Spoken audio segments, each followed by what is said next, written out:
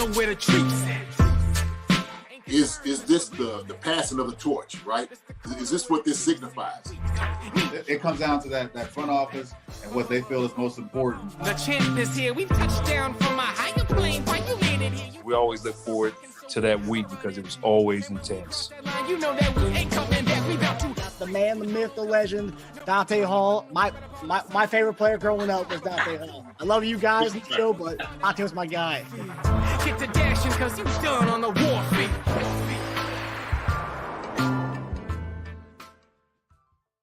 This episode of Chief Concerns is brought to you by betonline.ag. BetOnline remains your number one source for all your sports betting this season.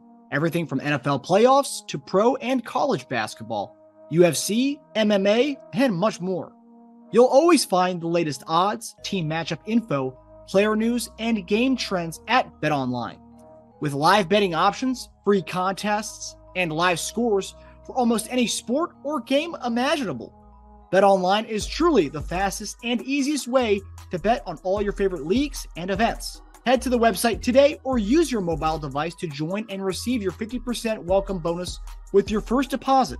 Make sure to use promo code BELIEVE, that's BLEAV, to receive your rewards. BetOnline.ag, where the game starts. Anything is possible! What's up, Lance? Okay, well, Lance has got for you guys red arm back. It's a stogie. It's celebration time, baby. How you doing, buddy? Hi, Marcus. How are you? I feel great right now. I hate to be the guy that says that I told you so, everybody, but I told you so. From the very beginning of the season, we talked about how this team is not going to regress. We don't need to revisit the past. We can just talk about the present. The Chiefs are now embarking into their fifth consecutive AFC championship, potentially hosting their fifth consecutive AFC championship. Regardless of where it's going to be played, the Chiefs will be playing in that game. The Chiefs had an opportunity to squander it. They lost their quarterback for essentially an entire quarter, but nevertheless, anything is possible, as my guy Marcus Dash just said, and we got a lot to talk about because a lot of things happen in this game, but all things pointing positive for Chiefs Kingdom and the Chiefs as a whole. They are still alive, and they're ready to go back into the Super Bowl for the third time in the last 5 years. Yes, sir. Yes, sir. As Lance said, a lot of things to discuss tonight's AFC Divisional Round post-game Chief Concerns show. Our guy JD may or may not join us. He's actually right now in Los Angeles at the NFLPA Collegiate Bowl. He's the tight ends coach for one of the teams. A lot of good names actually in that. A lot of former Chiefs players are actually coaching in that. I believe Chris Chambers is a wide receivers coach. And that Bobby Scipio is also a coach in there. Some good names at the College Bowl. So JD's probably having himself a good time in Los Angeles. He may or may not join us, but Lance and I will certainly hold down the fort until JD gets back, if he does get back today. 2 weeks off from the post-game show, so we missed you guys. Yeah, it's a great time to be talking Chiefs ball. Obviously, the big thing tonight was the obviously the win, but underscoring that win, I have to say, obviously the injury from Mahomes' ankle injury. And I got to say, I mentioned it on Twitter. I got some flack on there. I called it Mahomes. And I even named the title of this episode. This is Mahomes' flu game. Obviously, NBA fans, Jordan fans know. Everyone knows about the Jordan flu game. And, Mahomes came out that second quarter, didn't want to leave the game. And I got to say, we'll talk about this, but the stretch plays, the under center plays when Mahomes is dealing with his ankle injury, it seemed like he was more hobbled from that to doing anything else. So we should have kind of maybe avoided that a little bit, but we'll talk about that. But Mahomes came in, did fine, looked all right. Obviously a little hobbled there. But Chad Henne, man, 2 out of the last 3 playoffs, he's come in and done what he had to do. And I say he's a Jaguars cast off, and I think it's funny that he came in against his old team and drove down 98 yards to score. Looked great on that drive too. Got the ball out fast. I think 5 of Kelce's 15 catches, and I came on that drive, which is nice. But it was a great redemption for Chad Henne to do it against his old team, but also shows how important having an adult in the room as a backup. As Colin Coward says, an adult in the room as Mahomes' backup, and shows you how important that is. And every year, I know we always think it's Chad Henne's last season. I hope it's not his last season. I hope he continues to be our backup for the next 2 years at least. And if he's not, that shows and emphasizes how big of a deal it is to have a good solid backup in case Mahomes gets an injury, especially in the playoffs. Lance, talk to me about what you saw from Mahomes post injury, what you thought about the play that it's called into question by Arden Key, the tackle, which a lot of people say is dirty. Some Jags fans are saying it's not dirty, and other teams fans were saying it wasn't a dirty play. Talk to me about that. Talk to me about Chad Henne's performance, and talk to me about what you fear 8 days from now with this high ankle sprain potentially. Yeah, I find it. I mean, I would love for a Chiefs player to fall their full weight when they didn't brace falling at all and just falling right on Trevor Lawrence's ankle like that, and then let them say that wasn't a dirty ass play, because that's exactly what it was. Arden Key, that was a dirty ass play, and we all know it. Chiefs fans, whatever, you have 2 working eyeballs, 1 working eyeball. Maybe hell, even if you just have ears that work, I mean, that maybe give you enough indication of what took place. It was a dirty play, and that's just what it was. Chiefs moved on from it. Patrick Mahomes moved on from it. You could tell that, and from what Patrick Mahomes said in his press conference, the coaching staff and the medical staff essentially told him, look, dude, we know you want to keep playing. We're not opposed to that, but if you don't go in the back, if you don't get checked out, you're not playing at all. We're not putting you back in. He was pissed off about that, but that's what you love about Patrick Mahomes, is that dog in him. He's got that dog in him. He wants to fight. Bobby Stroop was tweeting it nonstop. His own personal trainer was talking about that's the dog in him, man. And so that didn't shock me at all. It didn't shock me at all that he came back and played immediately in the second half. What I loved about it, though, is if you look at his numbers from before the injury to after the injury. So before the injury, he was 10 of 12 for 77 yards and a touchdown. That's really good. After the injury, he went 10 of 18. That's 66% of his 12 of 18. That's 66% of his passes he completed. He had 118 passing yards and a touchdown. So he did not drop off one bit. It didn't look the same. It wasn't as easy, but the man went out there and still balled out. He was out there kicking ass with one leg. I didn't know that was possible, but he found a way to do it, and he went out there and made plays. He even made a couple off-schedule plays. And look, it was not easy. I know it wasn't. I can't imagine how much that hurt. They had that thing taped up to no end that you could barely recognize it was even a foot. It looked like a burrito out there. But he went out there. He willed his team back to it. But to your point about Chad Henne, the game ball's got to go to 2 guys. It's Chad Henne and Harrison Butker. And I'm sure we'll talk about Butker in a second. But those 2 men right there are what saved this game. It's almost as if they need to give Chad Henne, like if he continues to play, like you said, about hopefully this isn't his last season. But let's say Henne plays at least one more year and the Chiefs are in the divisional round again. Patrick Mahomes doesn't even need to be injured. They just need to let him play for a quarter, because it just was like this tradition now where this guy just comes in and just does something, man. I mean, you're pinned on the 2-yard line directly after Patrick got hurt. Like, it was just the previous drive, and everyone's thinking, all right, it's a 1-possession game. The Chiefs are on the 2-yard line. And our guy, Chad Henne, goes 5 of 7 for 23 yards and a touchdown with a 117 quarterback rating. I mean, in the middle of, you're supposed to stay focused. You're supposed to stay ready. But, man, you can't ever prepare for that, especially when you have the MVP as your... Nope. Technical difficulties. Lance, you with us? Uh-oh. All right, well, Lance will be... I'm back. Lance. I'm back. All right. A little technical difficulty. Yes, but, yeah, it just all praise, all respect to what Chad Henne was able to do. And even though he's 37, 38 years old, this guy, when you need him to do it, he goes in there and finds a way, man. And it's all praise to what he is to this team and how much he matters to this team, because he's an extension of the coaching staff. But he'll go out there and make a play or two, man, to keep their team alive and put the game on ice. And that's what he did against the Browns 2 years ago. And he just helped the Chiefs win another divisional playoff game and advance to their 5th consecutive AFC championship. Yeah, it's amazing how the guy barely plays all season. In both the moments when we look at Chad Henne's tenure, we're going to look to see his 2 games being this one and the AFC in the divisional game against the Browns 2 years ago. It's crazy. I mean, that's kind of like the only other time I could think of something like this would be with Frank Reich with the 90s with the Bills when Kelly went out, and then he played the wild card divisional, and then Kelly came back and the championship game. But you can't really think of that many times. And Henne, that's pretty much his legacy in Kansas City, is Cleveland and in this game. And of course, actually Matt Moore was the one who came in the year where he hurt his we had the knee problem during that Thursday night game. But talking about the ankle injury, so I've had ankle sprains before that they're nasty. This one obviously looks a lot worse than the ones I've had. I've broken my ankles, which is a totally different story altogether. But ankle sprain, he has 8 days. Luckily, we play next Sunday at 6:30, so we got an extra day to get better. So 8 days to get right. What do we think about that? I mean, I'm trying to think of like other players who've had ankle sprains who've played on it. Obviously, he played on this. He had the adrenaline pumping, And who knows what kind of Toradol shots. I've heard stories from some of the former players we've had on the show before. These guys get these Toradol shots. Whatever where that goes, that part of the body becomes numb. And then obviously when it wears off, then it hurts like a bitch. But what do we think about this injury? I mean, obviously they're going to put him in some kind of bubble wrap after this game and pretty much put him in a freezer till next Sunday. What do you think? How do you think this plays out this week? Do you think he obviously be limited? What do we think is going to happen this week? And are you concerned about going up against either Hendrickson, Hubbard, or the other guys on the other side, Rousseau and all those guys in Buffalo? That's definitely a concern, right? I mean, yeah. I mean, what do you think about that with this high ankle sprain going into a next weekend's game?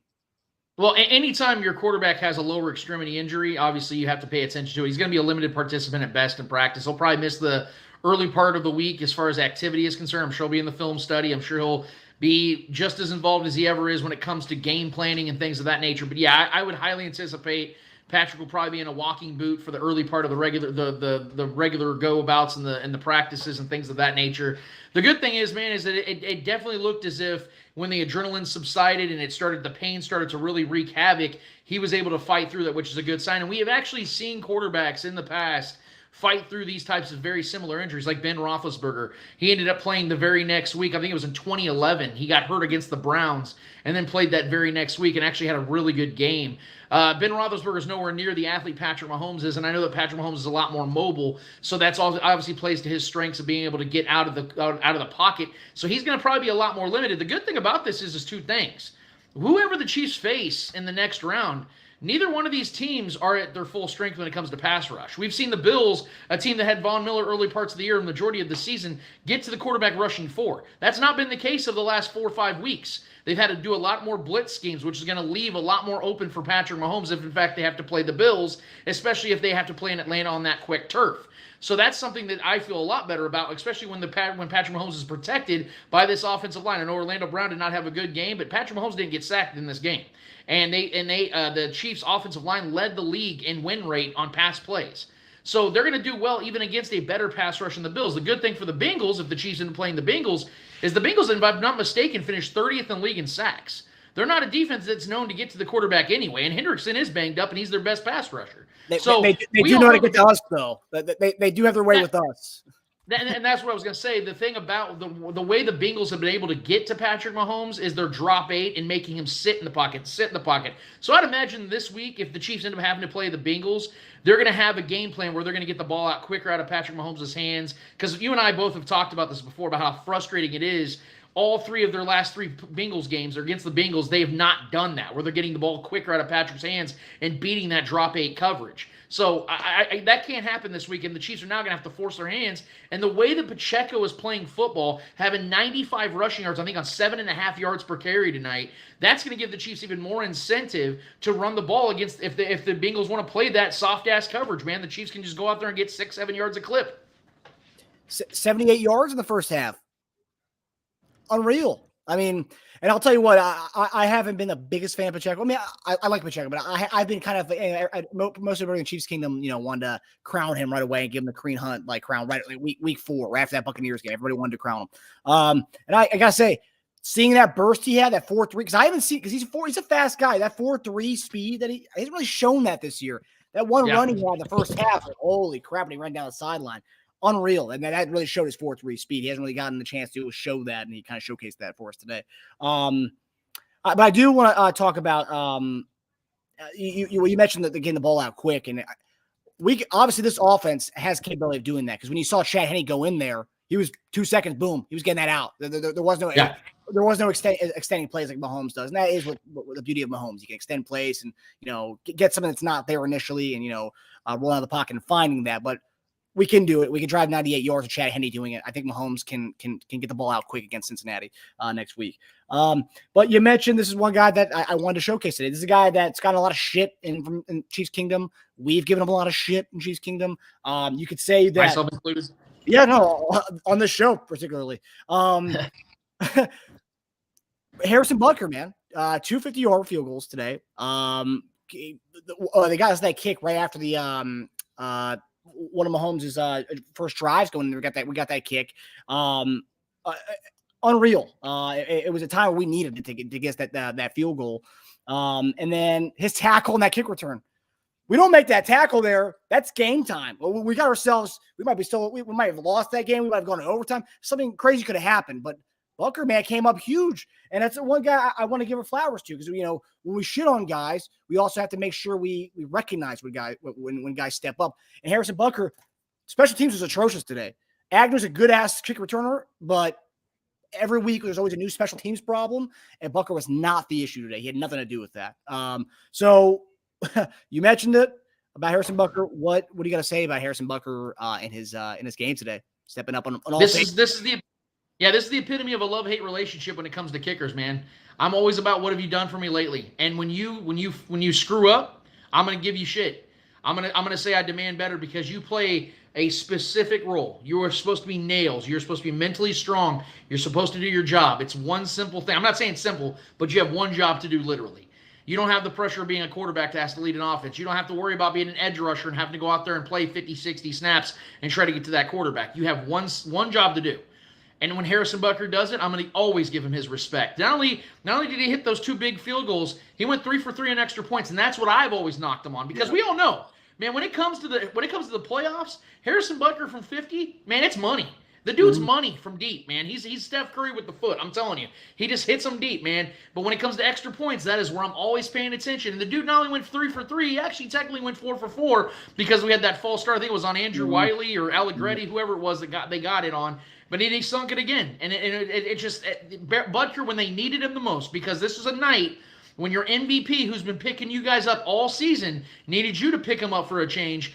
Harrison Butker and his foot, Chad Henne and his arm in the decision-making picked up Patrick Mahomes, and that is why this was a team victory, man. We've had games in the past where Patrick just threw for 400 yards and 4 touchdowns. It didn't really matter. The team could screw up on defense a couple times, and Patrick just carries them. This is a night where everybody had to play at their best because they knew Patrick Mahomes was human tonight for the majority of the time, and they did just that, man. The defense did incredible special teams, although Agnew did run all over him, and Dave Tobe's driving me crazy with some of these coverages he's putting out there. We have to give our guy Harrison Butker a ton of credit in this game, man, because he was absolute nails, and he's what we needed tonight out of the kicking position, man. That played a large role in why the Chiefs are advancing. Yeah, and you kind of talk about the kind of team game aspect, and everyone stepped up their level of play. I haven't seen Frank Clark look that good in a really long time. Consistently, he was all over the ball today. Pass rush, making some tackles in the backfield, and then also you had guys like Derek Nottie step up. I haven't heard Derek Notty's name all season. I mean, he's been one guy that JD and I have talked about looking awful as far as not getting any penetration up there. He looked like a badass tonight. Well, that Colin Saunders as well. Colin Saunders, yeah, and that was the one thing Jaguars fans were actually mad about. They said the one hit that he had on Trevor Lawrence was a helmet to helmet. It was a dirty play. I got called out for that on our Twitter account. But you talked about the stepping up of play from everybody. What do you make of the D line today? I know Chris Jones didn't get a sack tonight, but I mean, his presence made a difference, obviously, as it normally does. What do you think about the stepping up of play from the defense, specifically the guys on the defensive line tonight? We talked about this, I know, on your guys' show, and I've talked about this on my show on the Spoken Podcast, and I've heard it. A lot of other shows have been asking about it, about if this defensive line in particular is going to be for real, because as we all know, they were second in the league in sacks, I think only behind the Eagles.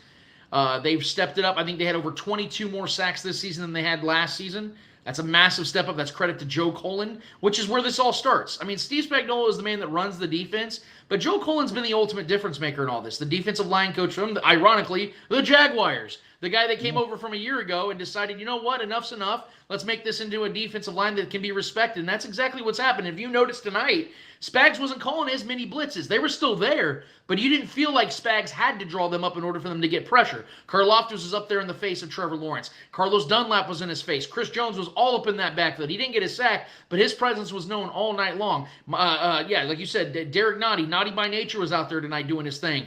Colin Saunders getting that big, massive hit, which was clean as hell because the ref's standing right there. And you know they don't ever hesitate to throw flags on the Chiefs. They didn't throw one because that was a clean-ass hit. It was a nice hit. Knocked Trevor Lawrence about 5 yards back. So I have confidence in this defense, and the reason why is because they've given me reason to believe in them. They've given me reason to have confidence in them. Because this Jaguars offensive line, although is a little banged up, Scherf was a little banged up, their center was a little banged up coming to this game, Trevor Lawrence is one of the 5 fewest sacks quarterbacks in the league this season. And both times the Chiefs have played them this year, a combined 7 sacks on Trevor Lawrence. 7 sacks in 2 games against Trevor Lawrence and this offensive line. That's a lot of credit to what the Chiefs' defensive line has done, what Joel Cullen has done, what Steve Spagnuolo has done, giving the trust to his defensive line coach, and this defensive line to go out there and make statements. They've been making statements far often than they haven't this season, especially down this last stretch and this last winning streak they've been having, man. It's been nothing short of awesome, and it's made the job for these young cornerbacks, as we've talked about so many times on this show in particular. You got to make the job easier for these young and inexperienced corners, and that's exactly what they did tonight, man. They made their jobs easy tonight. Yeah, 100%. I forgot that Cullen played. Yeah, he was it was his revenge game too. Yeah, Chad Henne's revenge game. You also had Joe Cullen's revenge game. But it's one thing that I said online. If you guys weren't with us at the start of the show, I mentioned that this was Mahomes' version of the Jordan flu game, Game 5 of the 1997 Finals, and Mahomes getting hurt and not wanting to go get checked out. Mahomes literally went off the field for a second, came right back out. And then, came out again. They obviously they didn't want to put him back in. They wanted him to go to the locker room and all that stuff to get tested before coming back out. But I think the players around him, and you mentioned it, Lance, the players around him seeing him pick up the team when the defense is allowing a score in every drive or in every series. And Mahomes came out and everyone picked up their game. We're talking about guys like Derek Nottie. We're talking about Colin Saunders. We're talking about Noah Gray. We're talking about Chad Henne. We're talking about all these guys who picked up their game tonight because they saw their captain, their MVP, hurt and wanting to play regardless of his injury. No one knew how bad it was. That could have been a lot of things. That could have been, I think some people said it could have been an MCL thing. The way his knee went down. But we had to get that checked out because he was kind of holding his knee at first. Yeah. And then obviously thank the Lord, it's an ankle sprain, which ankle sprains are nothing to play around with. But seeing Mahomes, kind of the story of Mahomes, like what's the next thing to compare him to? I mean, well, obviously people want to call him the GOAT. Now we're giving Brady that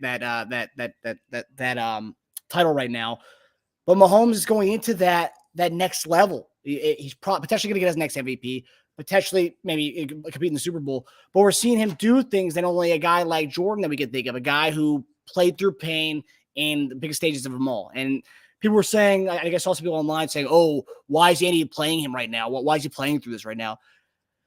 Yeah, injuries happen, and this is a time of the year when a guy doesn't want to leave the field, because this is what you play all year for. You play all year for to play in January, to get a chance to play in February. Meaningless game in October, Mahomes is out of that game probably, and they're not gonna mess with it. But we're in January. Mahomes doesn't want to go out. Mahomes is arguing with the guys on the sideline to stay in the game, and then the players around them see that going on, and it's no coincidence that everyone's game steps up.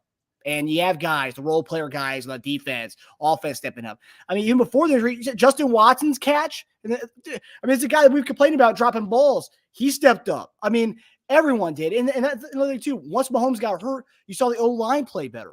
They weren't doing anything anymore. Mahomes had all day back there to do stuff. And yeah, maybe those guys on the edges felt bad that they were in the Jags D-line was in his face every play, and they stepped up their game. Everyone stepped up their game when Mahomes got hurt. It's unfortunate that Mahomes has to get hurt for everyone's game to rise, but sometimes that happens in sports. Sometimes you need that extra kick in the ass.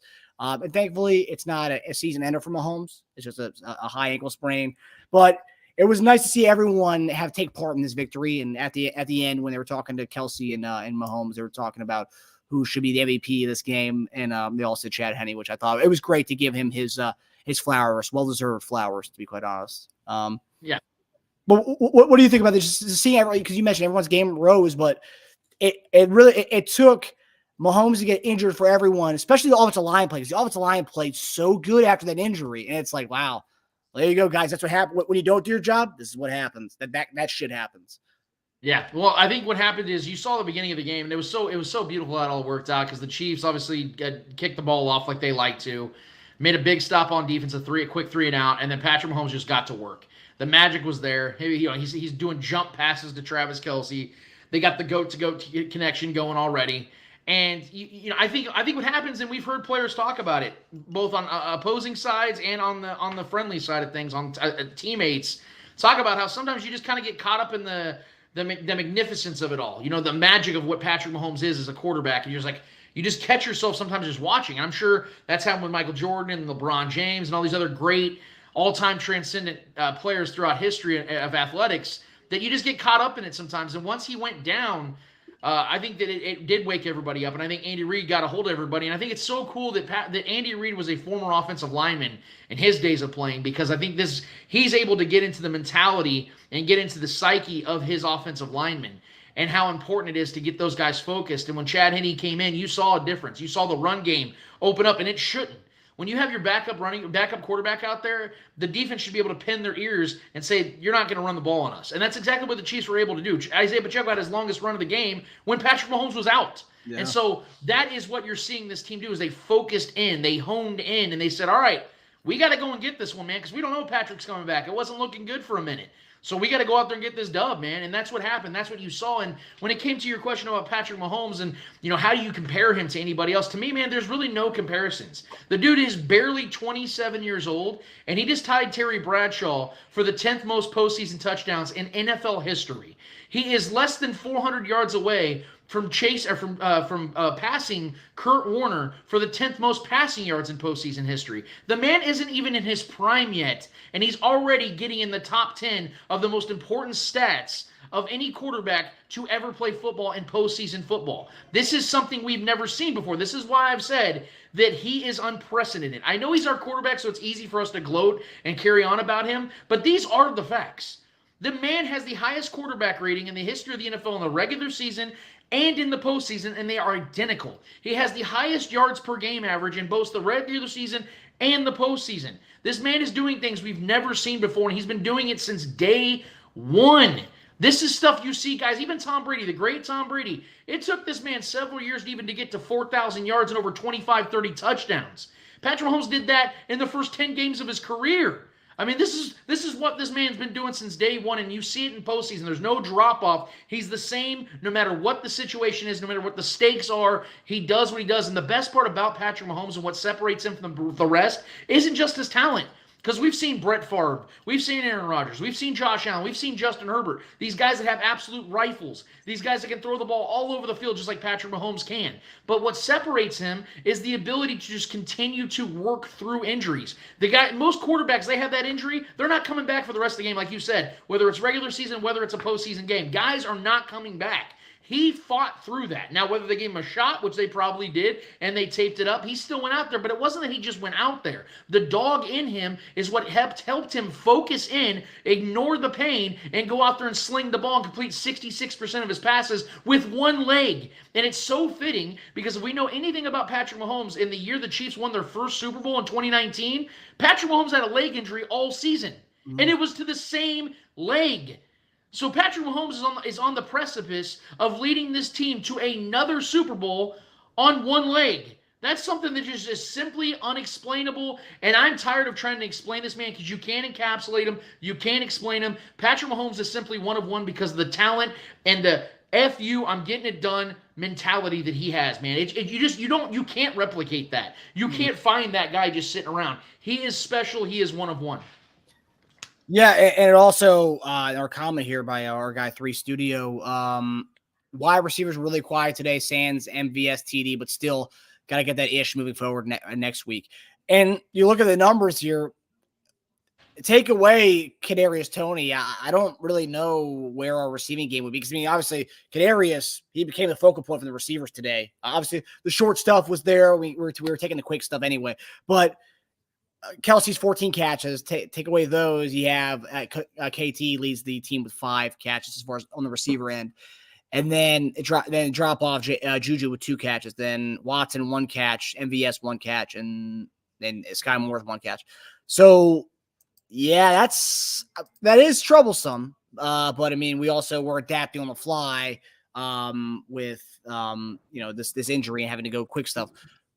I'm gonna say something about that real quick with the wide receiver position because I agree it is worrisome, but right now it works. Patrick Mahomes was able to have an historic season with this much limitation at wide receiver, so I don't like it. But this is another reason why I said on my Twitter account a couple days ago that make no mistake about it, just because this worked this season doesn't mean that the Chiefs aren't going to go in this offseason and say, all right, Let's go get him a top tier wide receiver. That's why the DeAndre Hopkins news is news. That's why there is that still out there, man. The Chiefs are still, right now, as currently constructed, the favorites of getting Nuke Hopkins, man. Because I think it's a real thing. Because even though, yes, he's not going to be cheap per se. I think he's got $34 million left on his deal. He is in his 30s. He's had some injury concerns. Make no mistake about it, though. A healthy Hopkins is a top 10 receiver still very much in this league, and he would still be cheaper than what Tyreek Hill would have been. Tyreek Hill's dead cap money for the next 2 years, I think, is in the 60s. So you're saving a ton of money, and you're getting still a top 10 receiver if that does happen. But even if it isn't Hopkins,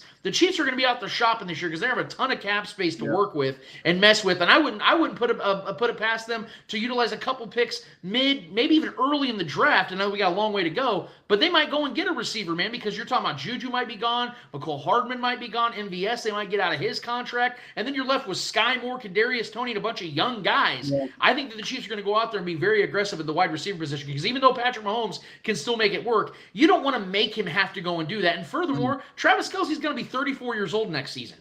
He's still great, and he's going to continue to be great. Like, we saw Tony Gonzalez still go out there and get 950 yards at 37 years old. That's what I think Travis Kelce's going to be. But even with that, at the Falcons days with Tony G, he still had Roddy White and Julio Jones and other guys around him to make his job easier. They need to do the same thing for Patrick Mahomes and Travis Kelce moving forward. Yeah, 100%. You can't rely on a guy. I mean, Kelce cannot be your focal point receiver as he gets up there. And I got flack for when I said that the Hopkins news is something to look at, especially now. Everyone's like, "Oh, Patriots." If they get Bill O'Brien, Hopkins ain't going there. He's not going to waive his no trade clause to go to New England to be with Bill O'Brien again. Not going to happen. Not with Mac Jones. He's, like you said, he's getting his 30s. He's getting older. He's going to want to win one, and best chance to win is going to Kansas City, playing with Pat. And Hopkins is a different type of receiver than Tyreek Hill, probably different type of receiver that we've ever had in the Mahomes era. So sky's the limit to see him with Hopkins, but that's a conversation. We're going to get into a lot of that conversation in the offseason. But final topic here before we head out and get to watch this Eagles and Giants game.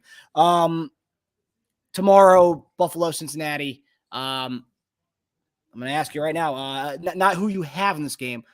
As Chief fans, who would you rather play, Cincinnati or Buffalo? Two teams that we've had kind of back and forths with. Well, actually, there's been no back and forth with Cincinnati as far as the win-loss. Would you rather play Cincinnati at home or play Buffalo at a neutral site? Who, if you had to pick and choose, who would you rather play? Well, let me first say that I don't think that this should be a scenario we're dealing with at all. I think that the Bengals got absolutely screwed in this, as we've talked about before, that they lose a home game against the Bills, get screwed in the whole playoff rules of change, and somehow the Bills are now getting to host the Bengals in this game. It should be a neutral site for this one, if we're really going to go by neutral sites. From a matchup perspective, I'd rather face the Bills. I think the Chiefs they're suited to beat the Bills better than they are to beat the Bengals, just simply off of history. The Chiefs have beaten the Bills in the last two postseasons, and this Bills team isn't as good as they were last season. They had the number one ranked defense last year. This defense isn't nearly as good as they were last season. They're not nearly as healthy as they were last season, even with Trey White being out last year. They had a healthier defense, and Josh Allen was playing better football last season. He's turning the ball over left and right, literally, man. I mean, he's the single reason why that was even a game against the Skylar Thompson Dolphins last week. It should not have been a game. They should have rolled 34-point victory on that one. It was Josh Allen. So from a schematic confidence aspect of it all, I think that they would rather play the Bills. But I'm gonna throw a curveball on you. I'm hoping it's the Bengals and Chiefs. Biggest reason why? Because the Chiefs deserve to have a home game in the AFC Championship, man. This is only right. For as long as we can remember, you get the 1 seed in the AFC, you have the right to have the home game in the AFC Championship or the NFC Championship, whatever conference you're in. I don't want to see the rules get changed. And quite frankly, if the Bills end up winning this game against the Bengals, the NFL is going to capitalize on this. And it wouldn't shock me at all. They try to move it forward to where they take away conference championship games from the home team, and that's going to ruin everything. It takes away so much of the incentive of winning that 1 seed, especially now with as imperative as it is to get the 1 seed with only one team getting a bye. You're essentially telling the 1 seed, hey, now what you get is a bye and you get one home game. BS, man. I don't want that. I want to see the NFL continue down the path they're going, where you win the 1 seed, you get a first-round bye, you win that next home game, you get a home game. I don't want to see no neutral site BS, man. Chiefs fans, this is their time to be able to inherit this type of glory. We should be able to experience a 5th consecutive conference championship game at Arrowhead. So schematically, it'll be a tougher matchup from integrity purposes, and also to get a monkey off the Chiefs' back. I think it's better that they play the Bengals, because I think the Chiefs would give it everything they got if they get to play in front of their home crowd and try to take away that winning streak that Joe Burrow and his guys have gotten against the Chiefs over this last calendar year. Yeah, I think for me, forget about the being at home. Obviously, that helps too, being at home. But although I would personally like to see Mahomes in the Dome in the AFC Championship game, but obviously home field advantage is big. But yeah, I'm with you. I want to play Cincinnati. I don't necessarily think we match up against them better. However, I think that's what you say. I want to get the monkey off our back, because those guys talk so much shit. They're a very cocky bunch. And Joe's window is forever, as he says. And what Mixon has mentioned multiple times, they are the top dogs in the AFC. And that's about, I do kind of want to make them eat some humble pie. So I would love to play them, especially their O-line's in shambles. And I think with the way our defensive line has really come to play the last few weeks, I'd love to see our defensive line against them in the AFC Championship game. And I know with the amount of shit talking that team did against us every time they play us, but specifically after they beat us in the AFC Championship game last year, I think our team's definitely going to come out and want to play and want to put something on their ass, Eddie Kennison style, in the AFC Championship game. So yeah, Kansas City also, and then just again that monkey off our back, just beating the shit out of the Bengals. Because I mean, 3 times in a row, it's hard. It's hard to beat a team 3 times in a row. They've done that. I don't want to put this out there in the universe, but if they beat us 4 times in a row, man, a sweep in the NFL, you don't see that. We do it every year in the division, but I mean, that would be bad. That'd be awful. But I don't think a team can beat us 4 times in a row, even with the Mahomes on 1 foot. That's a lot. And like you said, there's a lot of pressure on both the Bills and Bengals. Think about it, man. If the Bengals end up beating the Bills tomorrow, you're talking about a Bills team that's going to have to reflect all offseason about what they're going to do moving forward. They're going to have to pay Josh Allen a ton of money coming up. I mean, his guaranteed money is going to start to kick in. Jordan Poyer, a 32-year-old safety, is going to be a free agent. Von Miller is going to be 34 years old, and he probably won't play at all next season, if not late in the season. They're an aging team. They have a defensive-minded head coach that continues to fall short in the playoffs. And on the Bengals side of things, yes, like you're talking about, man, a team that's very confident. Let me just first of all say that I actually don't mind the Bengals talking the way they are, because of the fact that obviously, one, it sets up the idea that the Chiefs can humble them, which I'm very much on board with. Yeah. But it's also the fact that this is a team, man, of all the teams out there that have been able to beat the Chiefs on a consistent basis. So they should feel good about themselves. They did represent the AFC in the Super Bowl last year, even though they didn't win. They should feel very good about themselves, man. And they also are pissed off because they did get robbed, as I already addressed, man. They feel like they've been gypped by the NFL, and they're going to come in this game guns blazing. I think they're the better team with the better quarterback, and I'll go as far as to say I think they have the better head coach. I would take Zach Taylor over Sean McDermott, and I like Sean McDermott a lot. Wow. I think Zach Taylor, an offensive-minded head coach, is the way to go, man. 7 of the 8 teams going into today that were remaining in the playoffs were offensive-minded head coaches. Sign me up for Zach Taylor, man. And again, from the storyline perspective, I know the NFL wants the Bills. But if the Bengals go out there, their offensive line, and again, the offensive line's banged up, it's in shambles and all that, but the Titans sacked Joe Burrow 9 times last season in that divisional game, and they still beat the Titans in Tennessee. And the biggest reason why is what? Because of turnovers from Tannehill. What did I just say about Josh Allen? You go against that Bengals defense, going to play bend, don't break, and you know Josh Allen's going to get impatient as hell, and he's going to chuck the ball downfield. It's going to set up plays and opportunities for the Bengals to capitalize and turn the ball over and give Joe Burrow extended more drives, more possessions. And I think Joe Burrow, a guy that is so calm in the pocket, can go into Buffalo if the refs don't get in the way, and that's a real thing because Carl Sheffers is officiating this game. If he stays the hell out of the way, I do think the Bengals are going to win this game. Yeah, hopefully they get the officiating that we had today, which pretty much stayed out of it altogether today. I thought the officiating, like you mentioned, did a really good job today. I gotta say the Bills have regressed a lot this year, and I think it has a lot to do with Daboll leaving and Ken Dorsey being the guy there. And it doesn't make any sense to me Ken Dorsey is actually being considered for the Carolina Panthers head coaching job. That's odd to me. I think the Bills have regressed immensely under Ken Dorsey. Specifically toward the second half of the season, they've looked pretty bad offensively.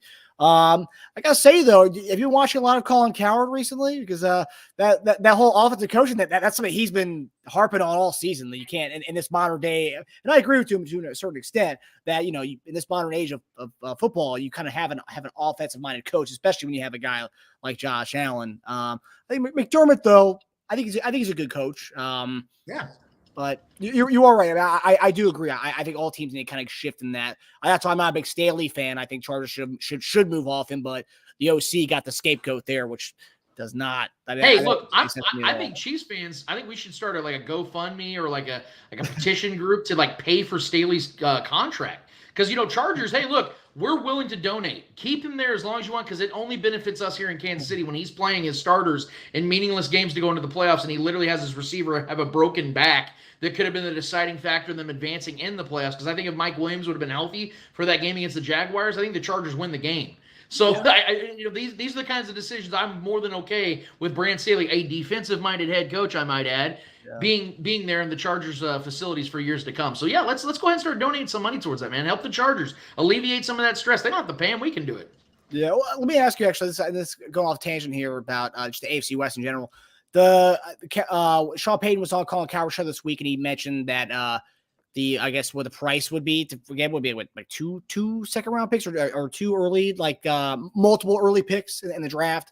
And on top of that, $20 to $23 million a year is what he'd want. I mean, Denver trading two first round picks or a first and a second, and then also paying him that money. I don't know. I mean, would you be scared about Sean Payton coming to the AFC West and having to play him 2 times a year? I mean, given that Denver, at least the next 2 years, would kind of be, not have a first round pick to trade him, 2 early picks for Sean Payton. What do you think about that? I think Sean Payton is a top 5 head coach in this league.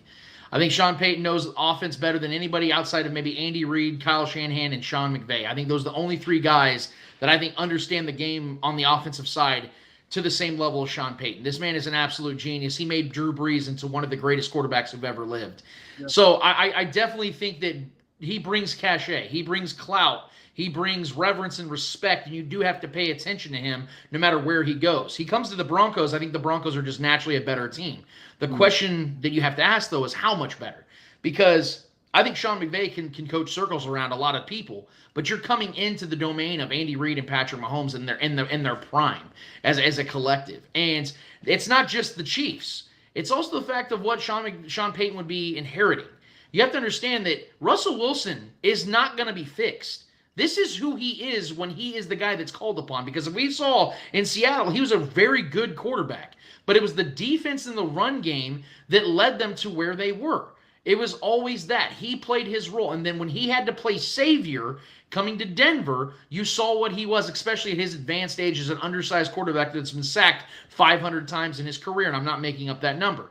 So Sean Payton coming to the AFC West, coming into Denver, they're not only going to give up even more draft capital just to get him, but then you're looking at the cap situation they're going to have as well. They're not going to have money to go out there and get weapons for Russell Wilson like people think they will, and their draft is going to be as limited as can be. So you're talking about Sean Payton banking on a 34-year-old Russell Wilson to go and contend in the AFC West. At best, he will have the 3rd best quarterback in his own division and would have maybe the 9th, 10th, or maybe even 11th best quarterback in the AFC. So his work would be insanely cut for him. And here's my thing. Sean Payton, I'm so glad he's getting back into coaching because I think the NFL is better with him than without him. I think he did good in Fox, but I definitely think coaching is where he belongs. But I really hope that Sean Payton is emotionally and mentally prepared to never win anything meaningful in his coaching career again if he goes to Denver. Because he will, and mark my words when I say this, if he takes this Denver job, he will never win anything meaningful in Denver. Because Patrick Mahomes is not going anywhere. The man is 27 years old, and Andy Reid's not going anywhere. And we've seen the recreation of the AFC West. We've seen them spend $500 million just to still not win the AFC West. I love Sean Payton, got a lot of respect for him, but you put him with Russell Wilson, they're still not beating the Chiefs out for the AFC West. Mark my freaking words right now. Mm-hmm. Yeah, I'd have to agree. I do think it would be kind of a 3-way. as long as Staley's in LA, I think it would be a two-way race if they were to get Sean Payton. Not to say they would take it from us at all, but I'm saying I think that would be the bigger competition. They have a good defense in place in Denver. You put Sean Payton there, you can kind of rework that offense to make it work for Russell Wilson. I don't know. It'd be interesting, but it'd be a lot to get him there, and I think that would kind of hamstring them a little bit. So I take it based on what you said about Cincinnati and Buffalo tomorrow. You have Cincinnati winning that game. That is correct. Yes, I do. You think we play in Kansas City against Cincinnati next week? Is what you have? Yep. I think that the right thing is going to happen. And again, even if there's no sight in the balance here, I still think the Bengals are the better team because if you just saw that game in Week 17, the Bengals were going to destroy the Bills in that game. They were up 7-3 and they were driving. They were about to score another touchdown, and Josh Allen looked shook in that game. I know it was in Cincinnati, but we've seen the Bills. And I brought this up on our show this week, man. I said this very thing. If you look at Josh Allen's playoff career, he has never overcome and beaten a quarterback that's either just as good or better than him in the postseason. Look at his wins and look at his losses. In 2019, he lost to Deshaun Watson, who at that time was a top 5 quarterback in the league. Then he beats Phillip Rivers, a 39-year-old quarterback, barely survives, I might add, in Buffalo in 2020. A very close game the Colts could have very much won. Then he beats Lamar Jackson, who regressed significantly from his MVP season the previous year. And Josh Allen in 2020 was a far better quarterback than Lamar Jackson was at that point because of the fact that I think Josh Allen finished second in MVP votes behind Aaron Rodgers. And so he beat Lamar Jackson. The defense actually beat Lamar, and Lamar's actually been horrible in the postseason, so we can't even give him that much credit to begin with. And then obviously we saw the Chiefs win by 2 points in 2 touchdowns in the AFC Championship. You go to 2021, beats Mac Jones. Do we really need to give him any credit for that one? It's Mac Jones. And then he goes and loses again to Patrick Mahomes. Look at his career. Now you see him beat Skylar Thompson, survives Skylar Thompson. You look at his career, man. He's going up against Joe Burrow and a plethora of weapons, man. They're coming in here 3-4 deep with receiving options, and Joe Mixon out of the backfield. I like the Bengals in this game, and I like them a lot. I think they're going to cover the 5 points. I think it's 5 or 5.5. I think they cover that because there's no way the Bills are going to stop them on the offensive side. Joe is going to go out there and sling the ball and sling it a lot, and Josh Allen's going to feel the pressure, and he's going to throw at least one interception in this game that's going to decide this game. It went up to 5.5, so it's 5.5 now. Give me the point. I look at that game and I'm like 5.5 to a team that arguably, if they played head to head this season, that full game, they would have won that game. 5.5. I just think that Vegas is trying to trick people into taking Cincinnati. I think Cincinnati's a better team, but I think they're trying to trick people into taking Cincinnati and say, oh, they can cover this. They're a better team. I don't know, man. It's going to be an interesting one. I have Cincinnati winning that game. But I'm just scared about the way that line is. I don't know where the public money is on that, where the public is in this. Obviously, I think it's Buffalo if the line keeps going up for Cincinnati. I think most people have it. Let me see the money line here. Wow. Looks like a majority of the bets have been placed on Cincinnati as far as money line. Interesting. Yeah. 58 to 42% on that.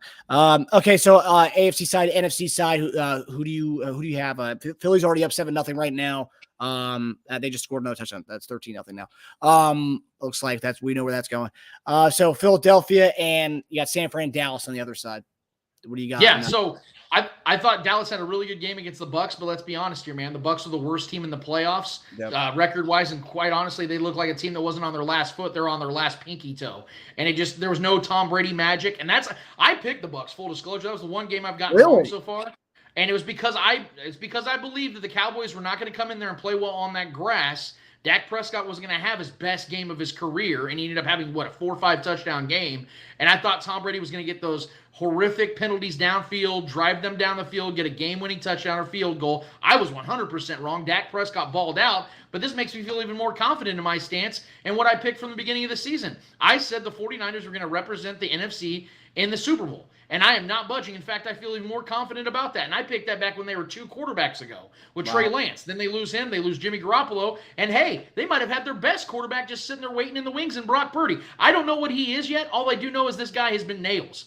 The moment's never been too big for him. He's been productive. He's been efficient. And he does exactly what Kyle Shanahan needs. And furthermore, let's give this kid some credit because he does play within the scheme and the system, and that's what Kyle Shanahan needs. But how many times did we just see in this last game against the Seahawks, a divisional foe that they've already faced 2 other times, How many times Brock Purdy did off-schedule throws that were accurate, that created plays downfield and got scoring drives out of it? This kid, I think, has the real potential of being a legitimate quarterback in this league. And when you have a guy like that has the poise, composure, and the ability to get the ball downfield to these playmakers, with Christian McCaffrey, who might be the best running back in the league right now, with the best defense behind them, a defense that since losing to the Chiefs by 21 points in week 8, they have not only not lost a game, they've been holding their opponents to 16 points per game and have had 8 double-digit victories. They have been dominating their opposition, man. So unless you can show me unless you can tell me that the Cowboys are going to go out there and replicate what they did against the Bucs, which is what they're going to have to do to win this game in San Francisco, I'm not buying it. They're going to beat the Cowboys. I do believe the Eagles are going to beat the Giants because they're just too talented of a team, and Jalen Hurts is just healthy enough. They're going to win this game tonight. And then there's going to be an NFC Championship in Philadelphia, and the San Francisco 49ers are a perfect team to go against the Eagles because the Eagles are predicated on what? Play action and run game. The 49ers are one of the best defenses against play action, and they are, I think, the single best defense against the run game. So I have to be convinced otherwise the 49ers are not going to make it to the Super Bowl, and that sets up for a perfect scenario if our Chiefs end up in the Super Bowl and we get ourselves a rematch from Super Bowl 54, because I think that is the most beautiful scenario we could come up with, man, because I think those are the two most worthy opponents in the entire NFL, and I think the Chiefs have a serious advantage in that one. We can get to that one later on. But yes, I'm very confident that the Niners are going to get to the Super Bowl. Yeah, and I think one thing about what Purdy's been doing, I think with that offense, and this is what kind of Jimmy G's been the king of. You don't have to be the best quarterback to be in that offense. And now you have McCaffrey in there. You don't have to be a Mahomes type. You don't have to be a playmaker. You have to do the right throws. And that's one thing Purdy's been doing. Making some of these highlight type special type plays. And with McCaffrey, with Kittle, with Debo, with Ayuk, I mean, they have a plethora of weapons there. I mean, and he's looking well so far. I will say Purdy did screw me over a lot in his college days and a lot of my bets at Iowa State. So I'm very surprised to see him doing what he's doing so far. But yeah, no, I agree with you. I have Philly and I have San Fran tomorrow night. Yeah, you and I are pretty much in the same boat here. I had Dallas in that Tampa Bay game though. I was kind of concerned when I heard about that that Brady was undefeated against Dallas all time. Which that was a crazy stat. But yeah, and also I think what helped me pick Dallas was the fact that they got dominated by Washington so badly. And I was like, there's no way they come out looking that poorly again. I think I read a stat every time they lost a game this year, they came out and won the next 3. Like if you look at their schedules, loss, win, loss, win. But yeah, I don't think Dallas replicates that performance. And I think even though I think there was worse Buccaneers than it was good Cowboys last week. They just looked bad last week. But yeah, so looks like Philly's going to win this one tonight, 14-0 to start off the game. Daniel Jones doesn't have it in him to come back, I don't think.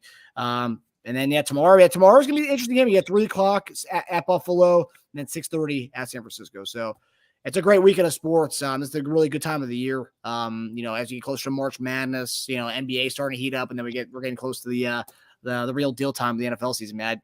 It's kind of a sad part of the year when the NFL's almost done. It's also an exciting time for other parts or other sports going on. But we're gonna make these. We're gonna milk these next 3 weeks as much as we can. Because that's what we do. But all right, Lance, you guys can catch Lance on the Spoken Podcast next Saturday, correct? Are you guys? That is correct, man. You guys been bouncing around a little bit with the schedules, with the shows, right? Because of the playoffs, right? Yeah, we've been hanging tough, though. I mean, we had a late show last night. I think we wrapped up at around 12:30, 1 o'clock in the morning over here in Central Standard Time. But we hung tough. It's been a great show, and so far we've been good, man. So, yeah, it's going to be next Saturday, episode 203. We're definitely going to be talking about the conference championship games. We're going to be recapping this one against the Jaguars, talking about Patrick Mahomes' leg. We got a lot to talk about, man. So hopefully you guys will stay tuned. We open up at 11 a.m. Central Standard Time, live streaming on Facebook, Twitter, and YouTube, of course, so you can subscribe there as well. And we talk all sports all the time, man. Awesome. Yeah, so you guys definitely go check out Lance and the Spoken Podcast. Me and JD will be back. Our episode will be on Thursday, normal time, around noon is when we'll get the episode up. JD. Yeah, you tell JD that I don't care what he's got going on, man. This is hanging out with you and I is far more important, all right? I don't care if it's Dwayne "The Rock" Johnson that's inviting him over, man. We got Marcus Dash in the house. I know. Damn it. You pay homage to my guy Marcus Dash.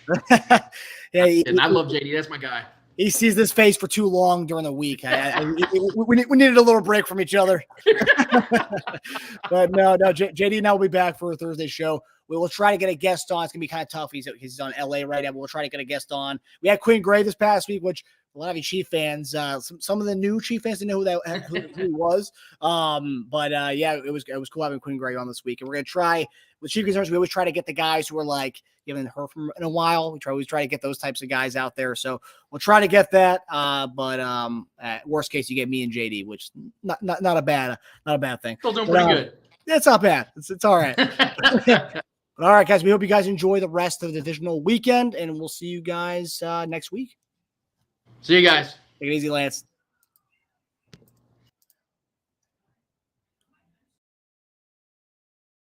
Hi, everybody. Thanks for watching. Subscribe here to get the latest from the show. Also, be sure to check out the best clips from Chief Concerns. And if you prefer to listen to the show, subscribe and follow us on Apple Podcasts, Spotify, and anywhere else you get your podcasts.